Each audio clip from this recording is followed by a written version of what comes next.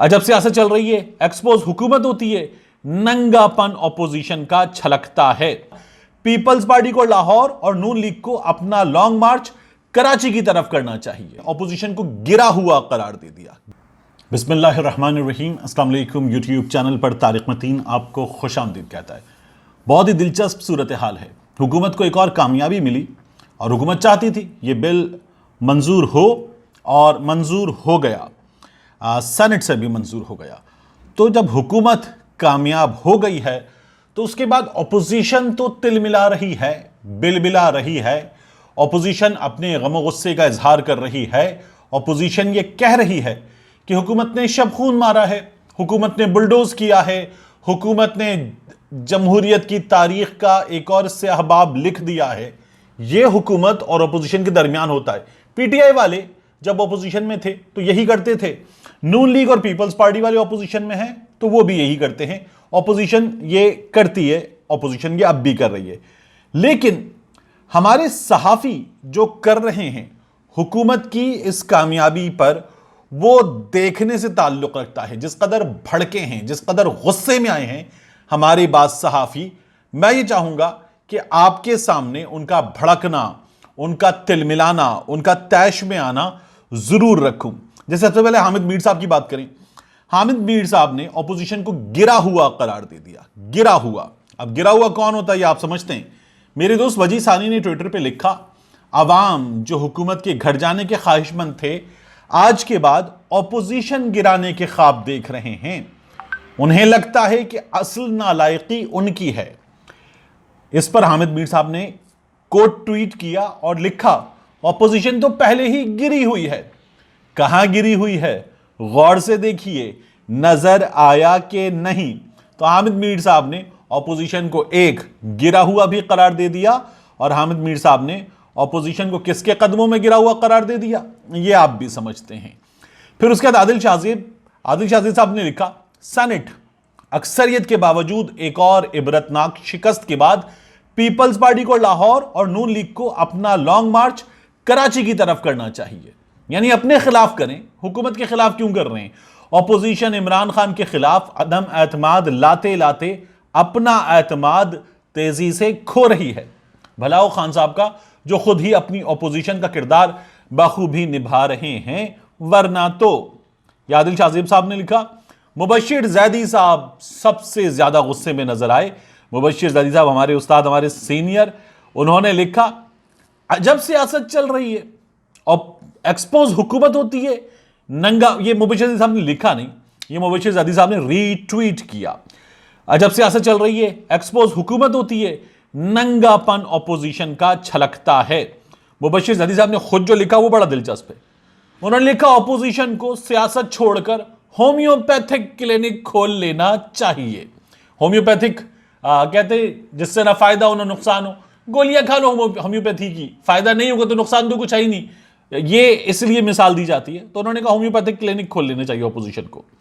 आसमा शिराजी साहिबा ने लिखा, सो the leader of opposition Yusuf Raza Gilani did not attend important session of the Senate and controversial bill regarding the SBP got passed. Gilani साहब नहीं आए, bill pass हो गया। Is that the seriousness of leader of opposition in upper house during important legislation? ये इनकी संजीदगी का आलम है। इन्होंने यूसुफ रजा गिलानी साहब से यह सवाल किया। यूसुफ रजा गिलानी साहब से मुसद्दिक मलिक साहब पीएमएलएन के, उन्होंने भी सवाल किया कि गिलानी साहब के एक वोट कम हो जाने की वजह से आज हुकूमत ने स्टेट बैंक बेच दिया, हमें गुलाम बना दिया। ये उन्होंने गिलानी साहब को कहा। अच्छा, वजी सानी, मैं आपको बता चुका, वजी सानी की बात पे हामिद मीर साहब ने जवाब दिया था। उसके बाद मुर्तजा सोलंकी साहब, साईं, हमारे दोस्त साईं ने लिखा, after a tie of 43 Senate Chairman Sadiq Sanjarani votes for PTI and the SBP bill was passed with one vote.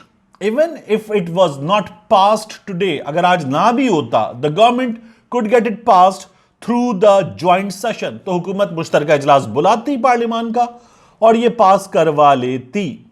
इसके बाद अबसार आलम साहब तो शदीद गुस्से में होते हैं। अफसार आलम साहब ने राजा कबीर पीएमएलएन के कारकुन ने उनकी बात को रीट्वीट किया।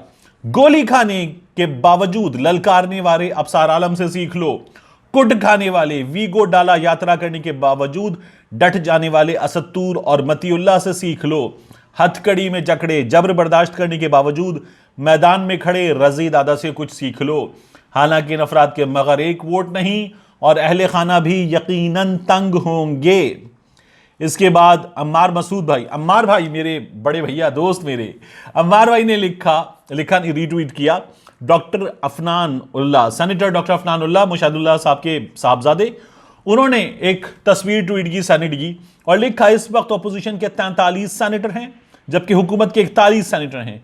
हुकूमत जानबूझकर बिल नहीं ला रही, हुकूमत को मालूम है कि उनको शिकस्त हो गई है। इमरान खान को मुस्ताफी हो जाना चाहिए। अब उनके पास वोट दोनों हाउस में अक्सरियत नहीं रही है, मगर यह हो ना सका और अब यह आलम है कि तू नहीं, तेरा गम, तेरी जुस्तजू भी नहीं, गुजर रही है कुछ इस तरह जिंदगी जैसे। बहरहाल ये सिचुएशन रही हमारे सहाफियों के गम गुस्से की। दूसरी खबर, राना सनाउल्लाह साहब ने एग्री किया है दो बहुत अहम चीजों से, और दोनों जो हैं वो दोनों भाइयों के बारे में है, मियां शहबाज शरीफ साहब के बारे में, मियां नवाज शरीफ साहब के बारे में। राना सनाउल्लाह साहब ने कहा है एक टेलीविजन प्रोग्राम में कि मुस्लिम लीग नून में वजारत उज़्मा के और भी उम्मीदवार हैं, सिर्फ ये दोनों भाई नहीं। और ये बात कुछ दिन पहले आई थी और पता चला था कि मियां साहब को बताया गया है कि 4 लोगों के नाम ऊपर दिए गए हैं और कहा गया है कि दिल तोड़ने वाले देख के चल हम भी तो पड़े हैं राहों में। तो मियां साहब बड़े नाराज हुए, तो उन्होंने कहा और भी लोग हैं, उम्मीदवार हैं। एक बात, ये बात बताते हो राना सनाउल्लाह साहब ने 2 खबरें मान ली जिनका बराह रास्त नहीं, लेकिन राना सनाउल्लाह साहब ने इनडायरेक्ट वे में ऐलान कर दिया। एक, मियां साहब कोई जल्दी नहीं आ रहे, ये जो हो रहा था ना मियां साहब अब आ रहे हैं तब आ रहे हैं, और मैं कह रहा था ये नून लीग खुद खबरें दे रही है, तो मियां साहब कोई जल्दी नहीं आ रहे, एक तो ये खबर है। दूसरा, शहबाज शरीफ साहब का फेट क्या होगा ये भी नून लीग को क्लियर नहीं है। उनके मामले में क्या निकलेगा, गिरफ्तार होकर अंदर जाएंगे, ये जो नए मुशीर बराए उमर एहतसाब हैं ये आएंगे, कारकर्दगी दिखाएंगे, और शहबाज शरीफ साहब के जो मनी लॉन्ड्रिंग केसेस में वो अंदर जाएंगे।